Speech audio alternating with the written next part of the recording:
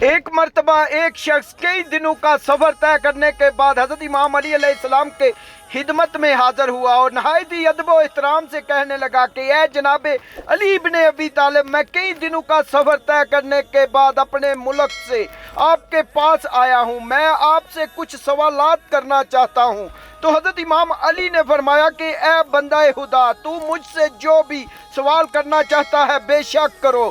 تو وہ شخص کہنے لگا کہ اے جناب علی ابن ابی طالب، میرا پہلا سوال یہ ہے کہ کیا فرشتے بھی حج کرتے ہیں؟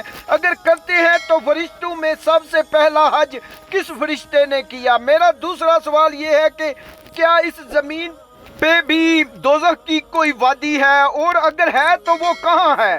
اس وادی کا نام کیا ہے؟ میرا تیسرا سوال یہ ہے کہ وہ ایسی کون سی چار چیزیں ہیں کہ جن کا جی کبھی نہیں بڑھتا؟ میرا چوتھا سوال یہ ہے کہ وہ اللہ کے ایسے کون سی مخلوق ہے جس مخلوق پہ لوگوں نے جھوٹ باندھا، لیکن وہ مخلوق نہ ہی جن، نہ ہی انسان ہے اور نہ ہی فرشتے؟ اسی طرح میرا پانچواں سوال یہ ہے کہ وہ اللہ کی ایسی کون سی مخلوق تھی کہ جس مخلوق پہ اللہ نے اپنی وحی نازل کی، لیکن وہ مخلوق بھی نہ ہی جن ہے، نہ ہی انسان اور نہ ہی فرشتے؟ تو پھر وہ کون سی مخلوق ہے؟ میرا چھٹا سوال یہ ہے کہ وہ اللہ کے کون سے نبی تھے جن کے بابا، دادا اور پھر پردادا بھی اللہ کے نبی تھے؟ میرا ساتواں سوال یہ ہے کہ اس زمین پہ وہ ایسی کون سی جگہ ہے جس جگہ پہ آج تک صرف ایک مرتبہ سورج کی روشنی پڑی اور پھر اس کے بعد اس جگہ پر کبھی نہیں سورج کی روشنی پڑی؟ اب مجھے اس جگہ کے بارے میں بتائیں۔ میرا سوال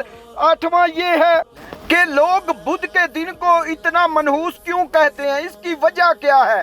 جبکہ میرا نواں سوال یہ ہے کہ جب جنتی لوگ جنت میں جائیں گے تو وہ لوگ جنت میں کس زبان میں بات کریں گے؟ آپ مجھے اس زبان کا نام بتائیں۔ آخر میں میرا 10واں سوال یہ ہے کہ اس زمین پہ سب سے پہلے اچانک موت کس پر نازل ہوئی؟ تو حضرت امام علی علیہ السلام نے اس شخص سے کہا، اے بندہ خدا، تمہارے پہلے سوال کا جواب یہ ہے کہ جس طرح انسان اس زمین پہ بیت اللہ کا طواف کر کے حج ادا کرتے ہیں، تو بالکل اسی طرح اللہ نے آسمانوں میں بھی اپنے فرشتوں کے لیے ایک قبلہ کعبہ بنایا ہے جس کا نام بیت المعمور ہے، اور اس کائنات میں سب سے پہلا حج فرشتوں کے سردار حضرت جبرائیل علیہ السلام نے بیت المعمور میں ہی ادا کیا۔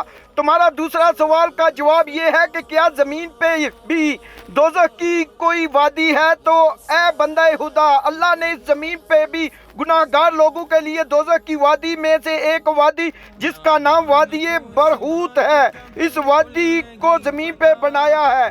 جب گناہ گار انسان اس زمین پر مر جاتا ہے تو اس انسان کو، روح کو اس زمین پہ بھی سزا دینے کے لیے وادی برہوت میں تڑپنے کے لیے پھینک دیا جاتا ہے۔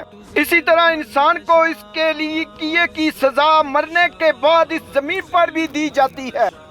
تیسرے سوال کا جواب یہ ہے کہ وہ چار چیزیں جن کا جی کبھی نہیں بڑھتا۔ تو اے بندہ خدا، ان چار چیزوں میں سے پہلی چیز یہ زمین ہے، اس کا جی کبھی نہیں بڑھتا بارش سے، اسی طرح آنکھ کا جی نہیں دیکھنے سے، اور عالم کا جی علم سے، اور عورت کا جی مرد سے کبھی نہیں بڑھتا۔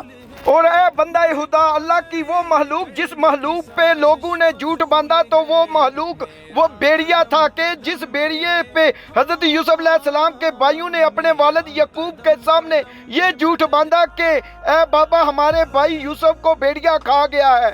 اسی طرح یوسف علیہ السلام کے بھائیوں نے اس بیڑیے پہ جھوٹ باندھا، لیکن وہ بیڑیا نہ ہی جن ہے نہ ہی انسان۔ اسی طرح وہ مخلوق کے جس مخلوق پہ اللہ نے اپنی پہلی وحی نازل کی، تو وہ مخلوق شہد کی مکھی ہے۔ اللہ نے شہد کی مکھی پہ یہ وحی نازل کی کہ اے شہد کی مکھی، جا مختلف پھولوں پہ اور مختلف پھولوں سے اپنی غذا حاصل کر۔ اللہ نے تیرے ذریعے انسانوں کو وہ نعمت عطا کی ہے کہ جس نعمت میں اللہ نے تمام انسانوں کے لیے ہر مرض کی دعا رکھی ہے، لیکن وہ مکھی نہ ہی جن ہے، نہ ہی انسان اور نہ ہی فرشتہ۔ اسی طرح اس زمین پہ وہ اللہ کے نبی یوسف علیہ السلام تھے جن کے بابا یعقوب، دادا اسحاق اور پردادا ابراہیم تھے، اللہ کے نبی تھے۔ تمہارے ساتویں سوال کا جواب یہ ہے کہ زمین پہ وہ جگہ کہ جس جگہ پہ آج تک صرف ایک مرتبہ سورج کی روشنی پڑی، तो वो जगह समुंदर का वो हिस्सा है कि जिस हिस्से से अल्लाह के नबी हजरत मूसा ने अपनी कौम को गुजारा। जब हजरत मूसा की कौम समुंदर के इस हिस्से से गुजर रही थी तो उस वक्त समुंदर के उस हिस्से में पहली मर्तबा सूरज की रोशनी पड़ी। इसी तरह जब हजरत मूसा की कौम समुंदर के उस हिस्से से गुजर गई तो वहां से गुजरने के बाद समुंदर आपस में मिल गया और उस दिन के बाद से आज तक उस समुंदर की इस जमीन पर दोबारा सूरज की रोशनी कभी भी नहीं पड़ी।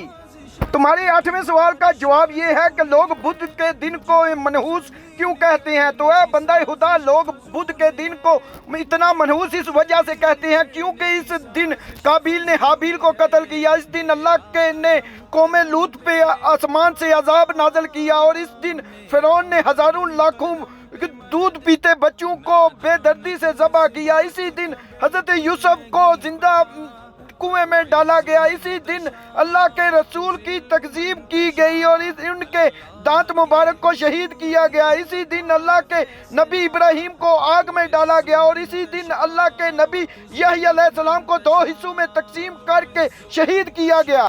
बस इसी वजह से बुध के दिन को लोग मनहूस दिन कहते हैं। और है बंदा खुदा, जन्नत में जन्नती लोग अरबी ज़ुबान में बात करेंगे और अगर तुम जन्नत में जाना चाहते हो तो बस इतनी सी बात याद रखना कि इस दुनिया में जो फकीर है दर हकीकत वही जन्नती है। और ए बंदा खुदा, तुम्हारे आखिरी सवाल का जवाब यह है कि इस ज़मीन पे सबसे पहले अचानक मौत अल्लाह के नबी हज़रत दाऊद अलैहिस्सलाम पर नाज़िल हुई। जब अल्लाह के नबी अपनी कौम को मिंबर पे खड़े होकर खुतबा दे रहे थे तो अचानक वहाँ पे मौत का फरिश्ता नाज़िल हुआ और उस फरिश्ते ने एक ही लम्हे में आपकी रूह को कब्ज़ कर लिया।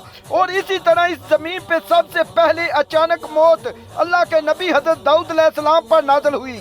लेकिन अफसोस कि आज का इंसान ये समझता है कि मैं तो बिल्कुल सही हूँ, मुझे तो कोई बीमारी ही नहीं, भला मैं अपनी जवानी में कैसे मर सकता हूँ। लेकिन ये इंसान खुद अपनी आंखों से पैदा होने और बच्चों को मरते देखता है। ये इंसान जवानों को जवानी में मरते हुए देखता है, लेकिन फिर भी इस इंसान में मौत का भी कोई खौफ नहीं। लेकिन ऐसे इंसानों के लिए अनकरीब एक ऐसा वक्त भी आएगा कि जब ये इंसान अल्लाह से माफ़ी तलब करेंगे तड़प तड़प कर, लेकिन अल्लाह इन्हें माफ़ नहीं करेगा। अस्तगफिरुल्लाह अस्तगफिरुल्लाह। अल्लाह पाक हम सबको दुनिया और आखिरत में कामयाबी अता फरमाए और हक के रास्ते पे चलने की तौफीक अता फरमाए। दोस्तों, अगर ये मेरी वीडियो अच्छी लगी हो तो लाइक शेयर सब्सक्राइब ज़रूर कीजिएगा। Thank you.